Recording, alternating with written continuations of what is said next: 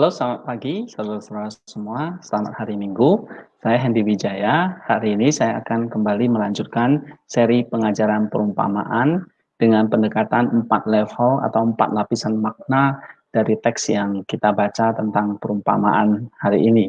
Kita akan mempelajari salah satu perumpamaan Tuhan Yesus yang terkenal. Saya kira kita pernah membaca ataupun mempelajari perumpamaan itu yang saya ambil dari Matius 25 ayat 1 sampai ke 13.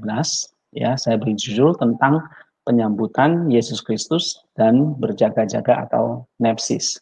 Nah, seperti apa yang diajarkan oleh Tuhan Yesus kepada kita pada hari ini, saya akan kupas dengan 4 pendekatan. Yang pertama adalah kita akan menganalisis atau mencari data-data apa saja di dalam level yang pertama, yaitu lapisan tentang teks itu sendiri yang disebut sebagai sarkik. Saudara-saudara, sarkik itu artinya kita mencoba untuk memahami teks itu secara objektif, ya, dengan pendekatan. Tentu kalau teks itu adalah di dalam bahasa, kita akan melihat apa yang tertulis secara eksplisit yang ada di dalam bahasa tersebut. Nah, bahasa yang dipakai itu adalah bahasa Yunani, sehingga kita perlu menggali data-data yang ada di dalam teks itu. Nah, kalau ini perumpamaan yang kita baca, berarti ini adalah narasi, sehingga kita perlu menggali atau menganalisis narasi atau cerita tersebut. Sehingga dari narasi atau cerita tersebut, kita bisa masuk ke level yang kedua atau lapisan makna yang kedua yang disebut sebagai noetik. Nah, noetik inilah yang disebut sebagai the spiritual meaning. Ya, jadi pertama sidekick itu adalah teksnya. Di balik teks itu ada inspirasi Roh Kudus, ada sinergi antara pikiran Roh Kudus, pikiran Kristus, pikiran Allah dengan pikiran penulis yang terkandung semua di dalam noetik ini.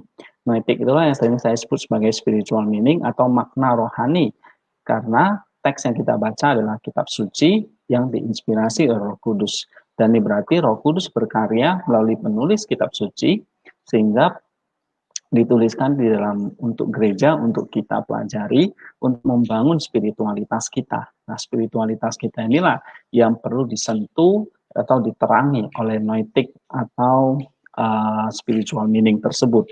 Jadi spiritual meaning ini berasal dari mana? Berasal dari Roh Kudus yang diajarkan oleh Kristus. Nah, ajaran Kristus berasal dari mana? Berasal dari Allah Bapa. Nah, kita bisa pelajari itu di dalam Injil Yohanes ataupun beberapa video yang sering kali saya kupas tentang the four senses of scripture atau 4 lapisan makna kitab suci. Nah, Roh Kudus ini terus berkarya di sepanjang sejarah gereja sampai sekarang ini. Dan itulah sebabnya kita kenapa mempelajari kitab suci. Kenapa kita mendengarkan homili atau khotbah di gereja. Mempelajari sendiri kitab suci ataupun mempelajari dari gereja. Ini semua semata-mata karena Roh Kudus terus berkarya di gereja, di sepanjang gereja sampai kedatangan Kristus yang kali kedua. Nah, saudara-saudara, noetik ini penting banget karena ini adalah ajaran dari Roh Kudus. Sehingga pendekatan kita adalah menemukan apa yang sebetulnya yang penulis Alkitab tuliskan, yaitu makna apa yang Roh Kudus ajarkan atau the spiritual meaning tersebut. Itu yang disebut sebagai noetik. Kemudian setelah kita menemukan itu, lalu bagaimana jiwa kita atau psychic ini meresponi.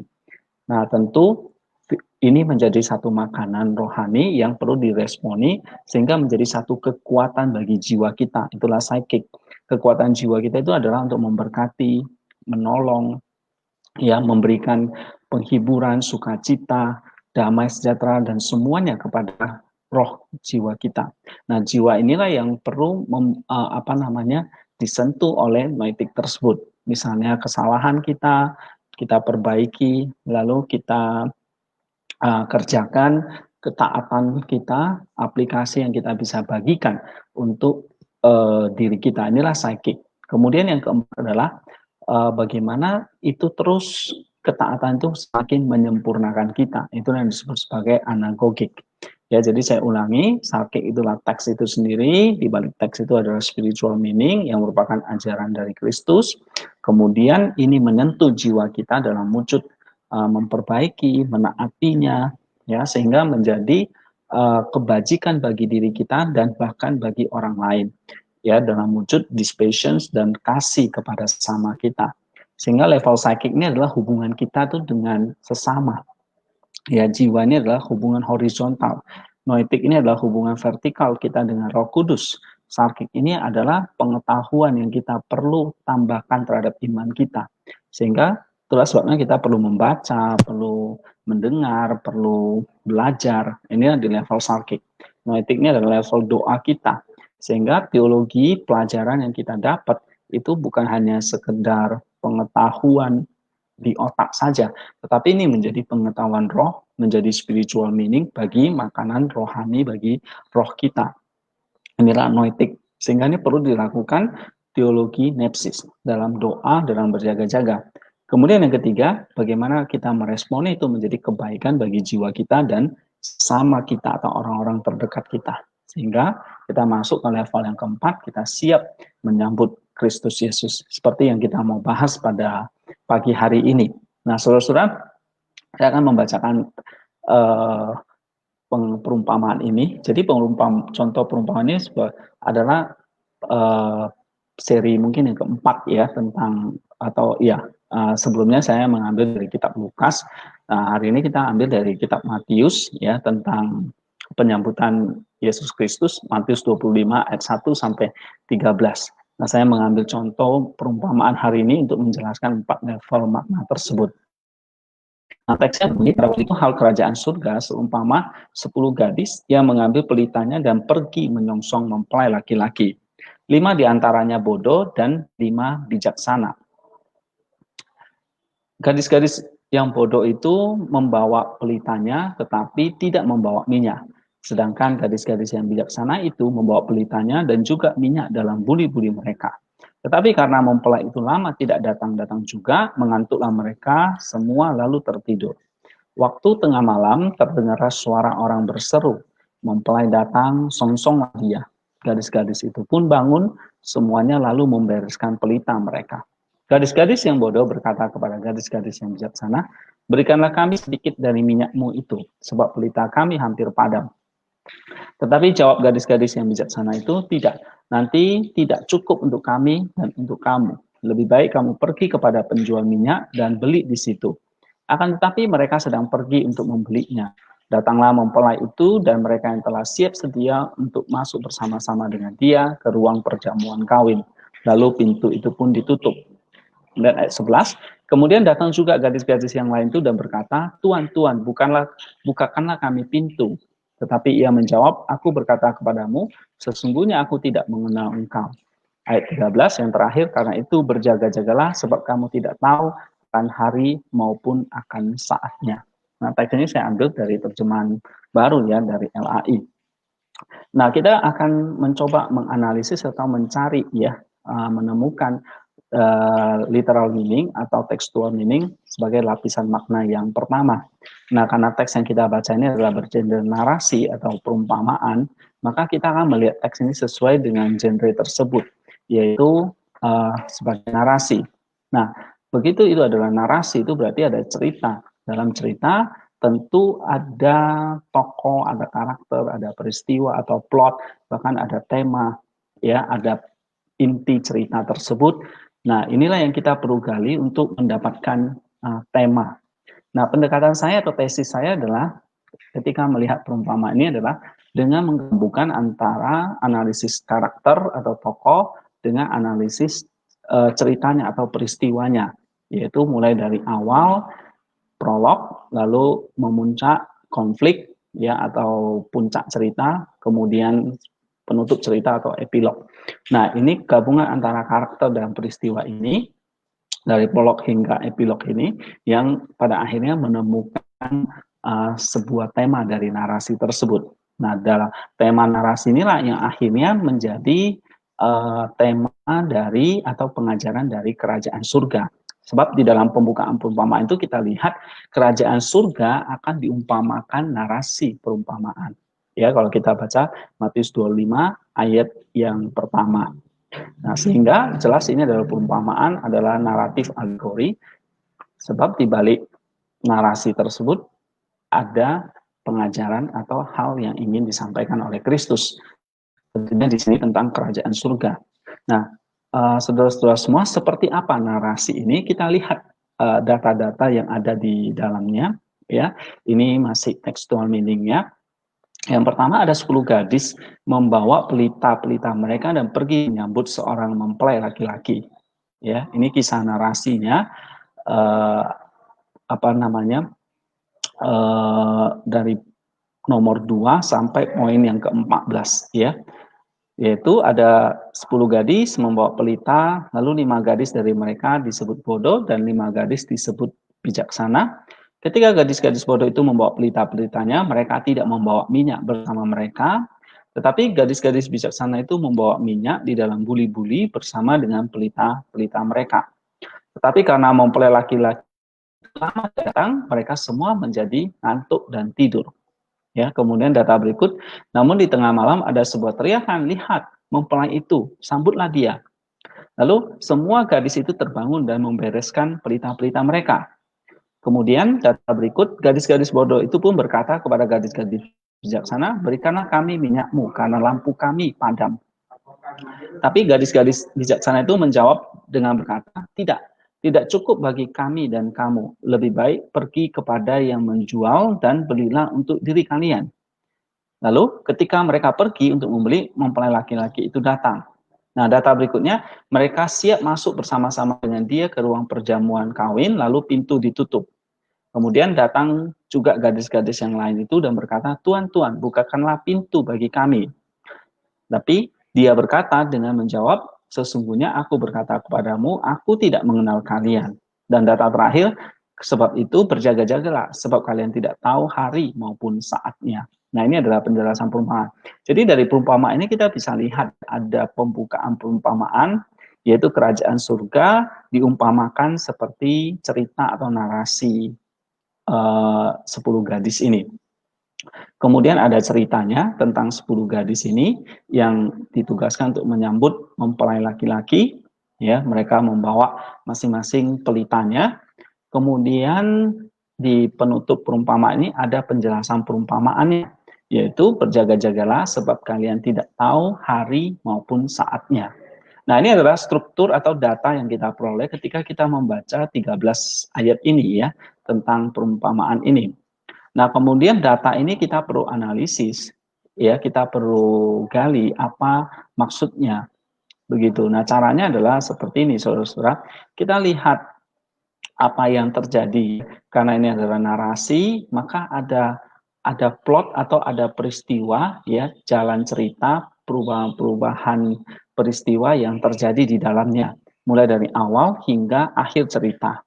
Nah, kita lihat di sini, di dalam level ketika kita melihat teks ini secara narasi, kita perlu perhatikan di sini ada beberapa hal, ya, tentang analisis peristiwa ini, tentang teks ini. Kita lihat pertama, kita ngerti, ya, bahwa peristiwa itu mengakibatkan ada satu perubahan atau peralihan keadaan, apa saja. Yang pertama di dalam perumpamaan ini ada peristiwa penyambutan mempelai laki-laki di dalam perkawinan 10 gadis. Ada acara perkawinan tentunya terjadi pada malam hari, sehingga memang wajar para gadis membawa pelita atau lampu, karena memang acaranya di malam hari.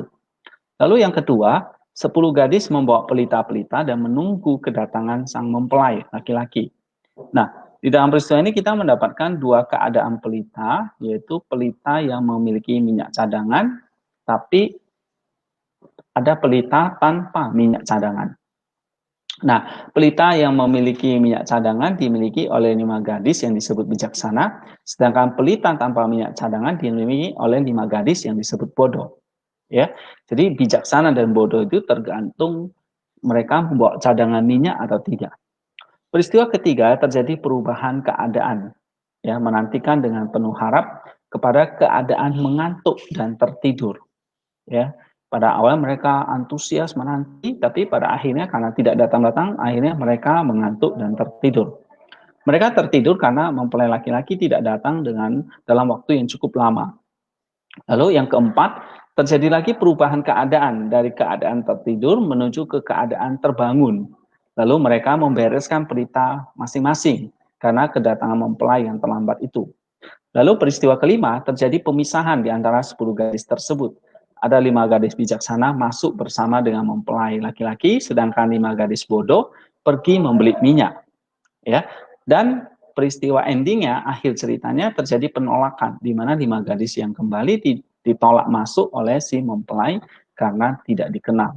Nah, jadi kalau saya bisa buat analisisnya itu menjadi peristiwa awal hingga akhir, kira-kira bisa dibagi menjadi 5 bagian atau 5 peristiwa dengan berbagai perubahan atau peralihan keadaan di dalam cerita itu. Ya, nah kemudian kita lihat di dalam cerita tentu ada tokoh, ya, atau ada karakter yang berperan di situ. Jelas bahwa di dalam kisah ini kita bisa membagi 2 bagian. Yang pertama tokoh utama, artinya di sini 10 gadis dan 10 mempelai laki-laki. Ya. Nah, kemudian ada tokoh yang membantu, yaitu orang yang berteriak.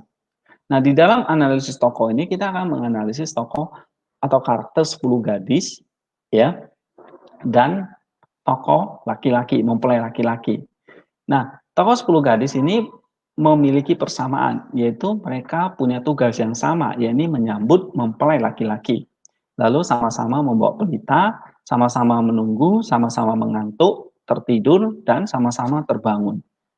Tapi ada juga perbedaan di antara 10 gadis itu, yaitu 5 gadis membawa pelita dengan membawa minyak cadangan. Sedangkan yang lain, yang 5 gadis lagi tidak memiliki minyak cadangan.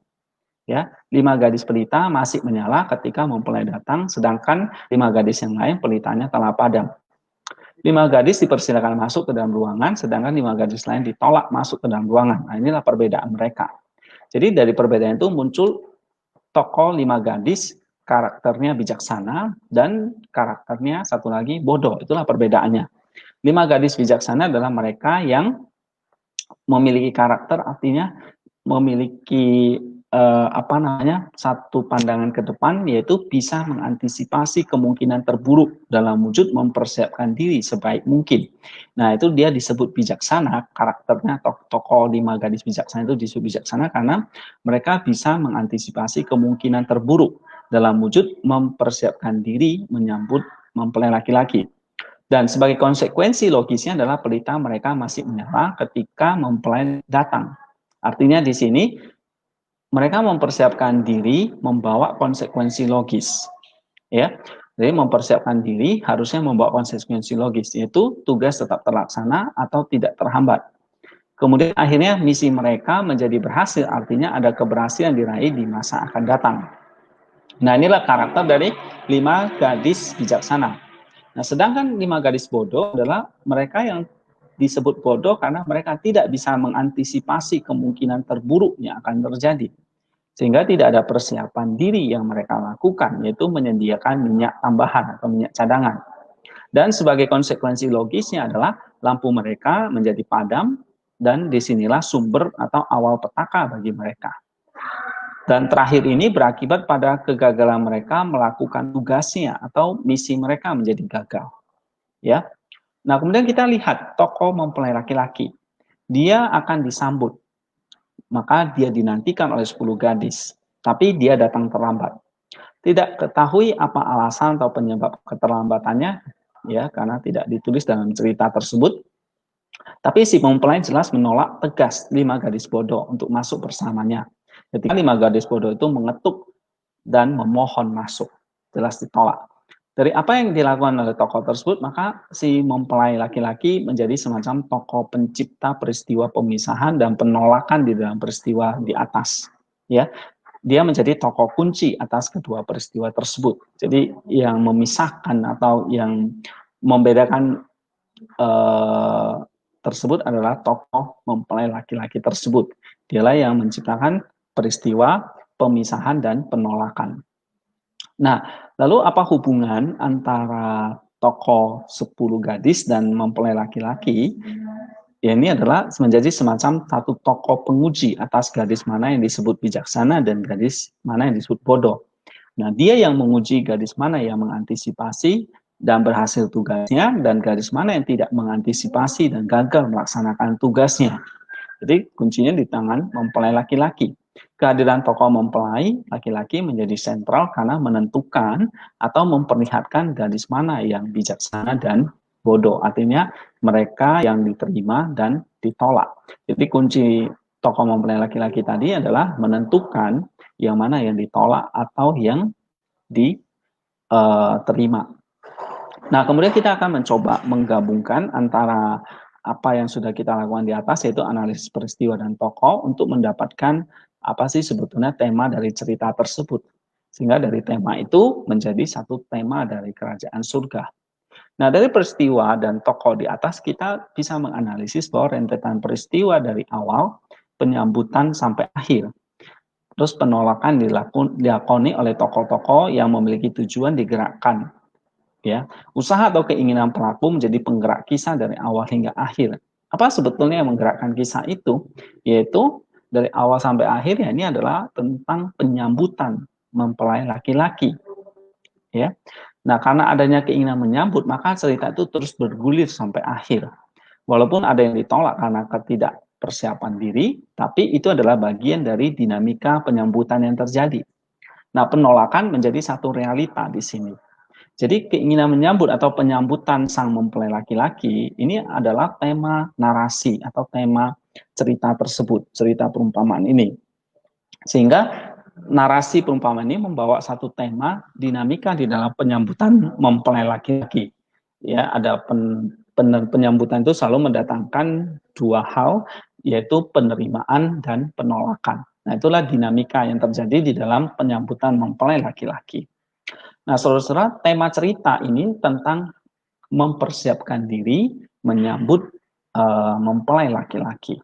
Nah, bagaimana mempersiapkan diri menyambut mempelai laki-laki? Nah, ini menjadi satu tema dari kerajaan surga. Ya, inilah kita akan masuk kepada level yang kedua atau lapisan makna yang kedua, yaitu spiritual meaning tentang kerajaan surga. Nah, tentang penyambutan kerajaan surga itu diumpamakan seperti peristiwa penyambutan mempelai laki-laki. Ya, peristiwa penyambutan menjadi tema dari narasi perumpamaan di atas. Nah, di dalam peristiwa penyambutan terjadi dinamika. Hal yang paling mengejutkan atau puncak dari narasi perumpamaan, konfliknya adalah penolakan atau puncaknya adalah penolakan terhadap gadis-gadis yang mau menyambut. Sedangkan 5 gadis bijaksana diterima masuk dalam ruang perjamuan. Nah, hal kerajaan surga adalah satu proses terjadinya dinamika penyambutan. Maksudnya adalah adanya penerimaan dan penolakan terhadap mereka yang menyambut di dalam hal kerajaan surga. Nah, nanti kita akan bahas lebih spiritual tentang apa sih, bagaimana sih kita supaya kita bisa diterima di dalam kerajaan surga. Kita akan lihat lagi di sini spiritual meaningnya. Kerajaan surga, hal kerajaan surga adalah hal penyambutan. Nah, penyambutan terhadap siapa? Kita bisa lihat di dalam narasi perumpamaan. Kata Nomfios ya, mempelai laki-laki itu muncul di dalam Matius 9 ayat 15. Markus 2 ayat 19-20, Lukas 5, 34, dan 35. Nah, ini dipakai untuk menunjuk diri Yesus Kristus. Jadi mempelai laki-laki ini adalah satu simbol untuk diri Yesus di dalam perumpamaan. Ya. Nah, ini figuratif alegorisnya adalah menunjuk kepada Kristus. Hal ini dianggap wajar karena fokus dari pasal 25 di dalam Matius ini adalah tentang kedatangan Yesus yang kedua kali. Jadi penyambutan atau menyongsong Yesus ini menjadi tema dari pembacaan perumpamaan ini. Kerajaan surga berbicara tentang penyambutan terhadap Kristus sebagai mempelai laki-laki. Sehingga tidak heran di ayat 13 penulis memberikan penjelasan perumpamaan untuk berjaga-jaga karena tidak tahu kapan kedatangan Yesus yang kedua kali. Nanti kita akan membahas tema ini secara khusus. Jemaat dituntut untuk berjaga-jaga. Gereja akan menyambut Yesus yang datangnya tidak dapat diduga atau diketahui dengan pasti. Sehingga untuk menghindari penolakan di Yesus di saat penyambutan, maka jemaat harus berjaga-jaga. Berjaga-jaga inilah harus senantiasa dan terus-menerus. Sikap berjaga-jaga atau nepsis ini adalah sikap yang bijaksana. Ya, kata bijaksana, phronimos di dalam konteks Matius dipakai dalam perumpamaan pembangun rumah. Matius 7 ayat 24. Nah, hal ini memiliki prinsip pengajaran yang sama dengan Matius 25 ayat 2. Mereka yang bijaksana adalah seperti 5 gadis bijaksana itu mereka yang mengantisipasi kemungkinan terburuk yang akan terjadi. Seperti perumpamaan pembangun rumah tersebut. Mengantisipasi kemungkinan terburuk menyadarkan kita untuk melakukan persiapan diri secara baik. Itulah artinya berjaga-jaga. Dan karakter mereka disebut oleh Matius sebagai bijaksana.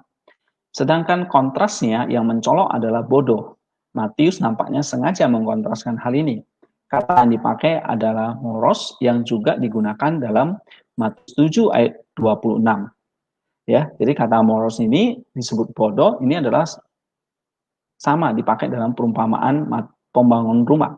Mereka bodoh karena mereka tidak mengantisipasi kemungkinan terburuk yang akan terjadi menimpa mereka. Sehingga hal ini membuat mereka tidak melakukan persiapan diri. Ini yang disebut tidak berjaga-jaga. Dan karakter mereka disebut bodoh karena tidak berjaga-jaga. Nah, Allah memperingatkan kita untuk bersikap bijaksana, yakni senantiasa berjaga-jaga. Kenapa? Karena kita sedang menyambut Kristus yang datangnya tidak terduga, tanpa pengetahuan kita kapan dan saatnya. Kita bisa lihat dalam ayat 13 ya sebagai penutup perumpamaan itu. Nah, berjaga-jaga adalah antisipasi terbaik terhadap penyambutan mempelai laki-laki Yesus Kristus. Nah, kiranya kita sekarang bisa belajar apa artinya berjaga-jaga ini. Nah, kita lihat di sini ya. Perumpamaan 5 gadis dan 5 gadis bijaksana dan 5 gadis bodoh ini jelas tadi mengajarkan kita untuk berjaga-jaga menyambut kedatangan sang mempelai laki-laki yaitu Yesus Kristus. Ya, nah kita perlu tahu bahwa kedatangan mempelai laki ini adalah hari penghakiman. Ya, jadi bukan datang lagi untuk penyelamatan, tetapi menghakimi. Dan kita tidak tahu hari dan waktunya.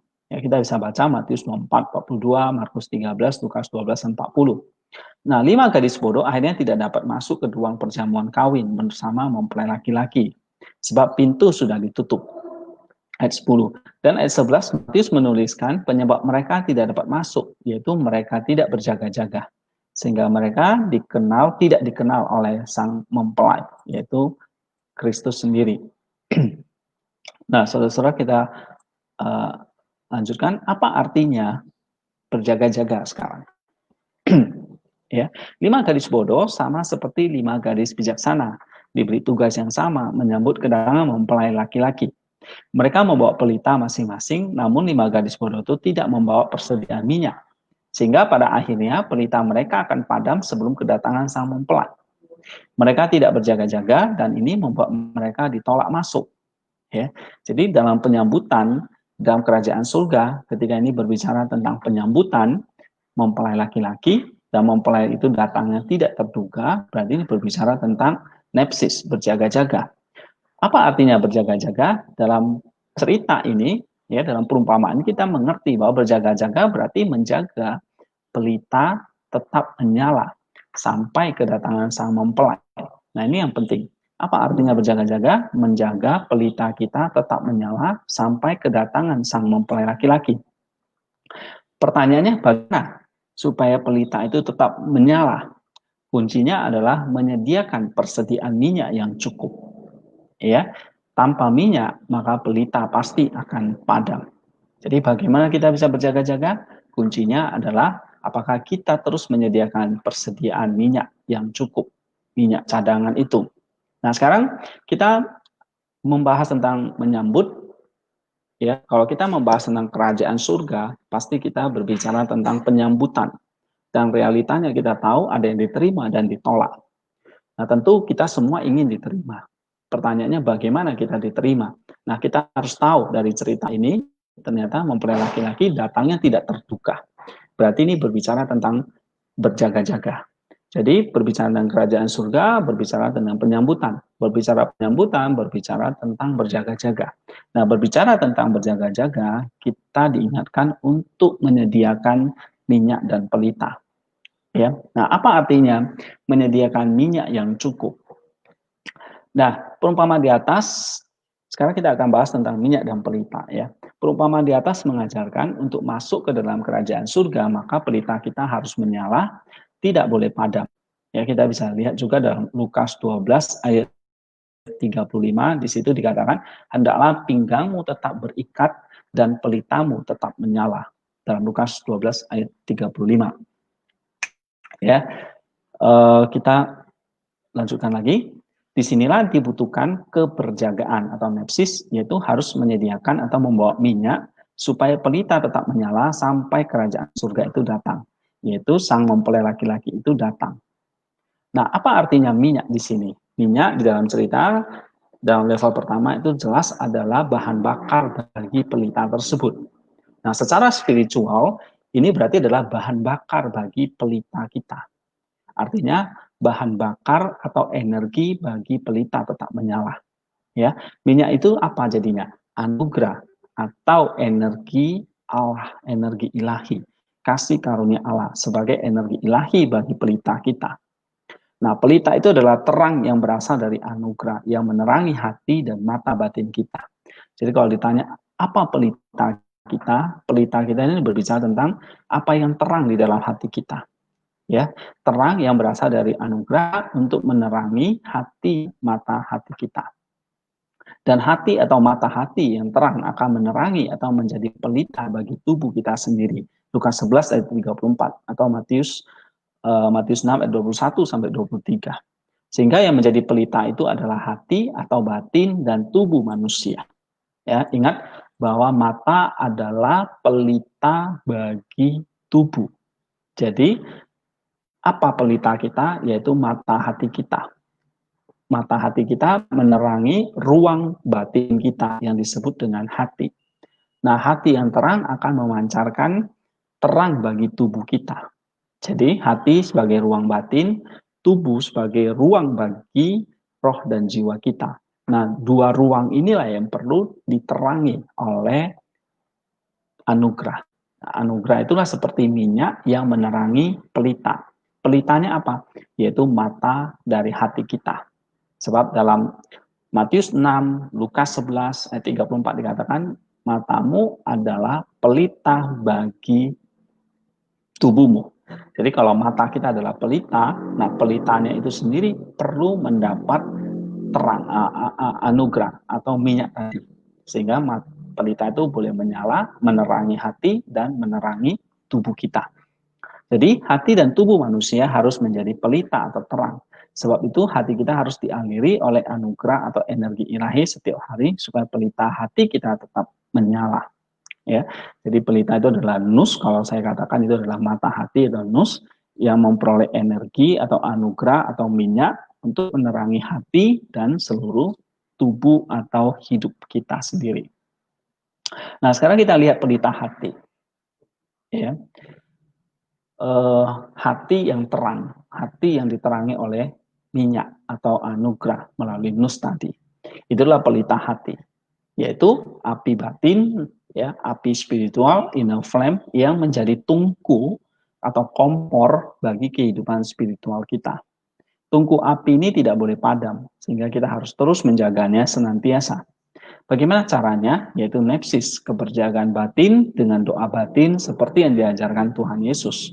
Ya, dalam Lukas 21 ayat 36, berjaga-jagalah senantiasa sambil berdoa supaya kamu beroleh kekuatan untuk luput dari semua yang akan terjadi dan supaya kamu tahan berdiri di hadapan Anak Manusia. Nah, saudara-saudara, kita lihat di sini apa yang dituliskan oleh John Chrysostom mengatakan, jika seseorang menumpahkan air atau kotoran, ya, menumpahkan air atau apapun yang di atas lampu itu, maka lampu itu akan padam. Ini juga terjadi ya jika mereka menumpahkan semua minyak atau menuangkan minyak keluar dari lampu itu, maka lampu itu juga akan padam. Nah, sama seperti anugerah Allah itu.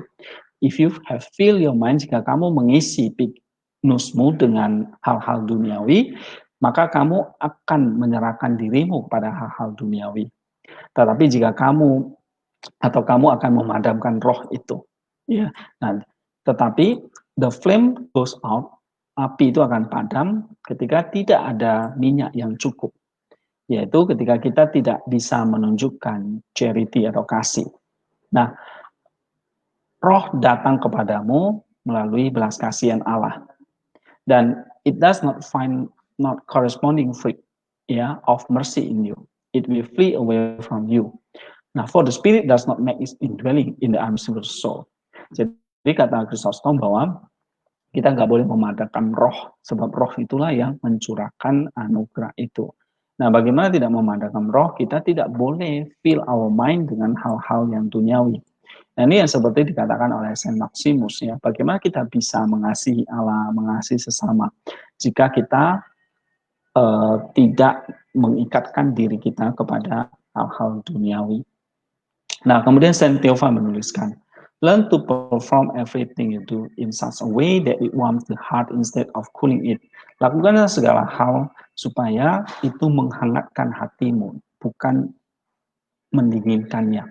Ya, baik ketika kamu membaca atau berdoa, bekerja ataupun berbicara kepada orang lain, kamu harus memegang hal satu tujuan, yaitu jangan biarkan hatimu menjadi dingin.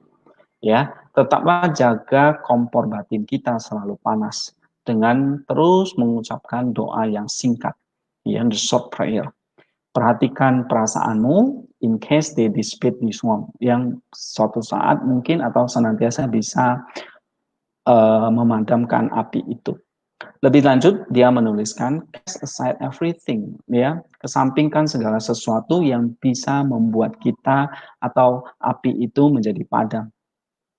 Ya, kelilingilah dirimu dengan apa yang kamu bisa dapat makan, ya, bisa mengipasi sehingga api itu menjadi besar. Isolate yourself, ya, silence, pray, berdoa. Your solitude must become more collected. Your prayer deeper and your meditation more forceful. Jadi kata Theophan, bagaimana kita menjaga api itu tetap menyala di dalam kita menyambut mempelai laki-laki, api itu perlu dilindungi dengan perlu dikipasi, ya, sehingga api itu tetap bertumbuh. Sehingga apapun yang kita lakukan, jangan sampai api itu padam. Nah, bagaimana api itu tidak padam? Dia katakan solitude, meditation, pray, silence itu menjaga tetap api tungku kita tetap menyala. Tentu bersinergi dengan minyak tadi, yaitu anugerah tadi. Ya. Jadi ada minyak, maka menyebabkan pelita itu tetap menyala. Bagaimana supaya tetap ada minyak di dalam tungku kita, kompor kita, pelita kita? Nah, minyak itu diperoleh melalui doa kita kepada Allah. Short prayer, doa tanpa henti, ya, atau doa singkat, misalnya Jesus Prayer. Nah, itu adalah Jesus Prayer itu adalah cara kita berjaga-jaga, yaitu cara kita untuk mendapatkan persediaan minyak itu.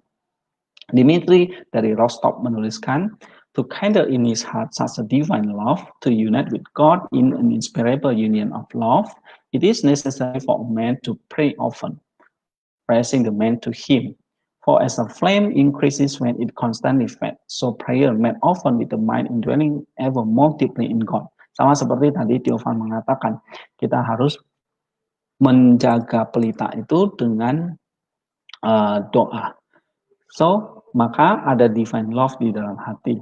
And the heart set on fire, ketika hati itu panas, akan menghangatkan seluruh batin kita, menerangi kita, mengajarin kita, ya, menyingkapkan hal-hal yang tersembunyi, hikmat yang tersembunyi, dan membuat kita menjadi seperti menyala seperti malaikat. Always standing before God, berdiri di hadapan Allah dengan roh kita. Always looking at Him, berjaga-jaga dengan nus kita, mendekatkan kita kepada visi terhadap the sweetness and spiritual joy, kata Dimitri.